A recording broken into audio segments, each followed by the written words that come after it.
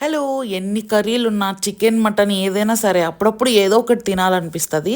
So, మనకప్పుడే గుర్తొస్తదనమాట. మనం సంవత్సరానికి సరిపడా ఊరగాయలన్నీ పెట్టుకుంటాం గదా! సో, ఈరోజైతే నేను పండు మిరపకాయ ఊరగాయి, ఇంకా మామిడికాయ ఊరగాయతో అయితే తింటున్నాననమాట.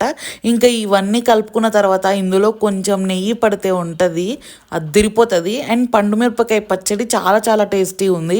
అక్కడక్కడ పండు మిరపకాయ తగులుతాంటే బావుందనమాట పుల్ల పుల్లగా.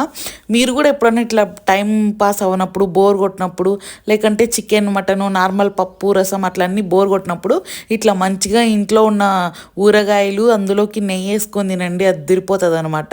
సో, ఇంకా మేమైతే ఈరోజు మంచిగా ఊరగాయలతో నెయ్యేసుకొని నేనొక ముద్ద, మా అమ్మ ఒక ముద్ద అయితే మంచిగా తిన్నాము.